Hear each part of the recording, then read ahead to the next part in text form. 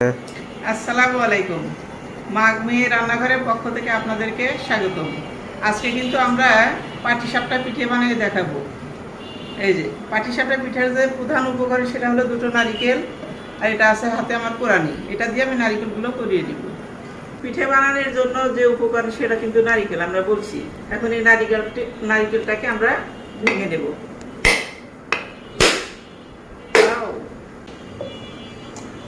দেখেন কত সুন্দর। আমার মেয়েটা ঘুমাচ্ছে রে। আর একটা ভেঙে নিব।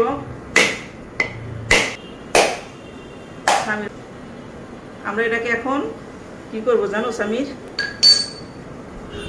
এটা দিয়ে আমরা কোরানি দিয়ে এটা করিয়ে নেব।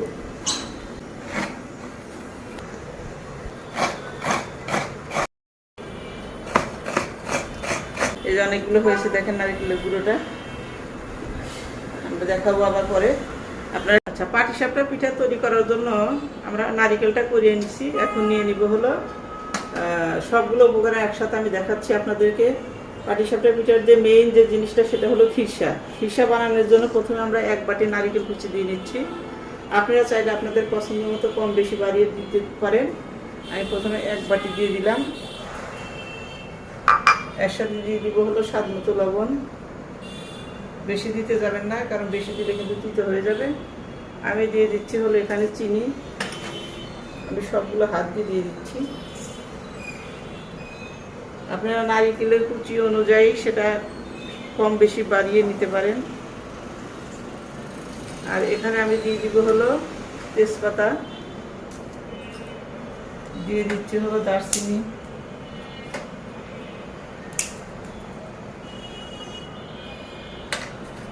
দিয়ে দিব হলো কয়েকটা সাদা এলাচ। সবগুলো উপকরণ কিন্তু আমি একসাথে দেখাচ্ছি। এগুলাকে সুন্দর করে মাখিয়ে নেবে, এটা খিরসা তৈরির জন্য আর কি। হ্যাঁ, এখানে আমি কোনো পানি অ্যাড করবো না। জাল করে ঘন করার জন্য যে দুধটা দিচ্ছে এই দুধটাই কিন্তু জাল করে ঘন করে নিব। এখানে দিচ্ছে হলো 1 লিটার দুধ। 1 লিটার দুধটাকে আমি জাল করিয়ে একদম, এটা কিন্তু আমরা এখন জাল করে নেব চুলাতে। হ্যাঁ, এই যে চুলায় বসিয়ে দিলাম। একটু পরে আবার ফিরে আসবো, আপনারা অপেক্ষা করতে থাকেন।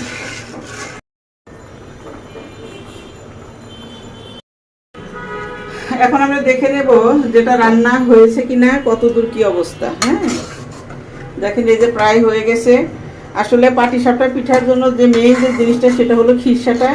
এখানে কিন্তু আমি কোনো সুজি, কোনো চাউলের গুঁড়ো কিচ্ছু অ্যাড করিনি। নারিকেলটা এবং দুধটা জাল করে করে ঘন করে দিচ্ছি। আমি এখানে একটু মিষ্টিটা চেক করে নেব। হ্যাঁ, যে মিষ্টিটা হয়েছে কিনা। আমরা যে পরিমাণ মিষ্টি খাই তাতে মিষ্টিটা একটু কম হয়ে গেছে। এক কথা, আমার 250 গ্রাম চিনি এখানে লাগবে, কারণ এটাতে মিষ্টি যদি কম হয় তাহলে কিন্তু খেতে ভালো লাগবে না।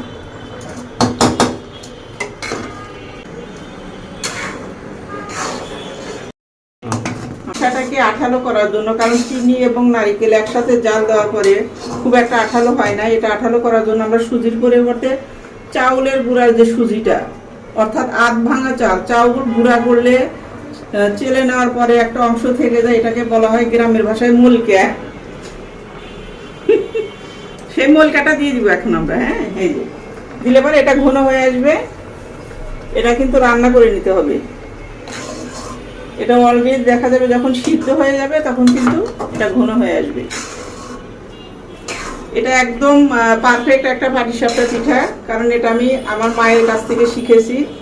আর যেটা আপনারা সচরাচর বাজার ঘাট রাস্তাঘাটে খেয়ে থাকেন সেটা হলো সুজি দিয়ে, চাউলের গুঁড়োর পরিবর্তে সুজি দিয়ে নারিকেল অল্প কিছু দিয়ে রান্না করে। ওটা আসলে পাটিসাপটা পিঠা কেমন জানি না, কিন্তু একশোর পাটিসাপটা পিঠা হলে এটা দেখেন এই যে ঘন হয়ে আসছে কিন্তু অলরেডি। আমরা সর্বশেষ রান্না করার পর কি অবস্থা ধারণ করে পরে আমরা দেখাবো। এটা কিন্তু চুলার কাছ থেকে সরা যাবে না, কারণ খুব সেন্সিটিভ, এটা লেগে যেতে পারে। এটা আস্তে আস্তে জাল করতে হবে এবং নাড়তে হবে। এই যে দেখেন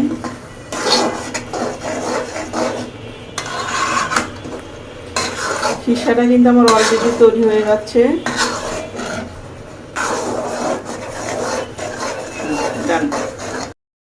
প্রায় রেডি হয়ে এসছে। আমি নামিয়ে নেওয়ার আগে একটু টেস্টটা বাড়ানোর জন্য 2 চামচ গুঁড়ো দুধ দিয়ে নিচ্ছি। অলরেডি কিন্তু আমি 1 কেজি লিকুইড দুধ দিয়ে দিয়েছি। আমরা পারিবারিকভাবে খাবো জন্য একদম পারফেক্ট স্বাদে ভরপুর করে দেব। একটু শক্ত করলে কিন্তু পরে আবার ঠান্ডা হওয়ার পরে একদম টাইট হয়ে যাবে, এটাকে হাতটা জুসি করে নামাতে হবে। আমরা এখন দেখবো এটা হয়েছে কিনা। হ্যাঁ, যেহেতু নিচে লেগে যাচ্ছে এর মানে এটা পারফেক্ট হয়েছে। এখন আস্তে আস্তে আমরা সুন্দর করে নামিয়ে নেব। খিরসাটা পিঠে বানানোর জন্য কিন্তু খিরসাটা রেডি। এটাকে আমরা সুন্দর করে আস্তে আস্তে এভাবে ছড়িয়ে দিচ্ছি ঠান্ডা হওয়ার জন্য। মিনিমাম পক্ষে ঠান্ডা হতে 30 মিনিট সময় লাগবে। এর মধ্যে আমরা পাটিসাপটার যে লিকুইড যে ডোটা ওটা তৈরি করে নেব। খিরসা তৈরির পালা শেষ। এবার চলে আসলাম পাটিসাপটা বানানোর জন্য যে আসলে যে উপকরণ সেগুলো হলো চাউলের গুঁড়ো, চিনি আর হলো একটু লবণ দিয়ে দিব। এটাকে বলা হয় হলো গোলা। এখানে আমি এই 2 বাটি শুকনো গুঁড়ো আগে থেকে ভিজিয়ে রেখেছিলাম, কারণ শুকনো গুঁড়ো ভিজিয়ে সাথে সাথে পিঠা বানালে কিন্তু পিঠাটা ভালো হবে না, জড়ানো যাবে না, ফেটে যাবে। তাই আমি এই 2 কাপ অর্থাৎ 2 বাটি চাউলের গুঁড়ো আগে থেকে ভিজিয়ে রেখেছিলাম। ভিজিয়ে রাখার পরে এই অবস্থা ধারণ করেছে। এখানে কিন্তু আমি মাপ মতো পরিমাণ মতো পানি দিয়েছি। দেখেন এই যে বেটারটা কত সুন্দর হয়েছে, অর্থাৎ গোলা, গ্রামের ভাষায় বলা হয় গোলা। এখানে আমি পরিমাণ মতো চিনি দিয়ে নিব। বেশি মিষ্টি দিবেন না, কারণ আমরা যেহেতু খিরসাতে মিষ্টি দিয়ে রান্না করেছি, এটাতে বেশি মিষ্টি দিতে নাই। অতিরিক্ত 2টাতে যদি মিষ্টি দেন তাহলে কিন্তু খেতে কিন্তু সুস্বাদু লাগবে না তেমনটা। এই জন্য পরিমাণ মতো, অর্থাৎ তেলের পিঠার যে গোলাটা গোলা হয় সেম ওই রকমই, অর্সি একটু পাতলা করে নেবেন। হালকা একটু লবণ দিয়ে দিলাম। এটা এখন চিনিটা আমি মিশিয়ে নিচ্ছি। বেশি ঘন না আবার বেশি পাতলাও না। হ্যাঁ, একদম পারফেক্ট সাইজের। আপনারা যখন বানাবেন তখন বুঝতে পারবেন। আমার কিন্তু এখন পাটিসাপটা বানানোর যে বেটারটা সেটা কিন্তু একদম রেডি, পারফেক্ট হয়ে গেছে। দেখেন এই যে গ্রামের বাসায় এটাকে গোলা বলা হয়, তেলের পিঠার মতোই, বেশি পাতলাও না আবার ঘন না। এখন এটাকে আমি একটু চেক করে নেব যে যে পরিমাণ মিষ্টি এখানে লাগে সেটা আসলে পারফেক্ট হয়েছে কিনা। পারফেক্ট। এখন এটাকে আমরা ভেজে নেব এবং আপনাদেরকে দেখো, আপনাদের সঙ্গে থাকুন। এখন আমরা চুলার পর এসেছি, পিঠাটাকে ভেজে নেব। চুলায় কড়াই ফ্রাই প্যান দিয়েছি। এখানে আমি যে খিরসাটা তৈরি করেছিলাম এবং তেলটাকে কড়াইতে যেরকম করে ব্রাশ করে দেব। প্রথমে বিসমিল্লাহির রহমানির রহিম, সুন্দর করে এভাবে ছড়িয়ে নেবেন। সাইডে তেল দিয়ে দিবেন। এখানে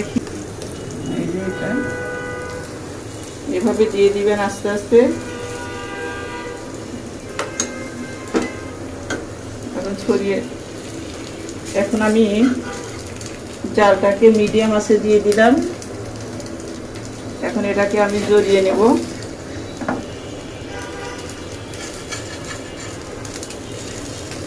যদি কখনো প্যানে লেগে যায় তাহলে যে তেলের প্লেটটা দিয়ে নেবেন, তাহলে ওই ইজি হয়ে যাবে।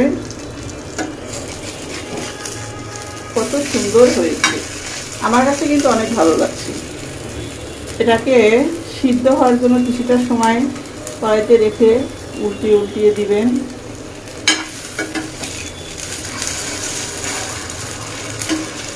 সবগুলো এভাবে ভেজে নেব। ফিরে আসলাম আধা ঘন্টা পরে পাটিসাপটা পিঠা নিয়ে। আমার পিঠাগুলো ভাজা শেষ। আর পিঠাগুলো যেরকম হয়েছে দেখেন। আপনাদের কাছে কেমন লাগলো আমি জানি না, তবে আমার এই পাটিসাপটা পিঠা কিন্তু ন্যাচারাল, যেটা আমরা সচরাচর গ্রামগঞ্জে মা খালারা যেটা রান্না করে থাকে সেই পিঠাটা আমি রান্না করেছি আজকে। আপনাদের কাছে যদি ভিডিওটা ভালো লাগে তাহলে লাইক এবং কমেন্টস করে আমাকে জানাবেন। ভুল হলে আমাকে ভুলগুলো ধরিয়ে দিবেন। ভালো থাকবেন। আসসালামু আলাইকুম।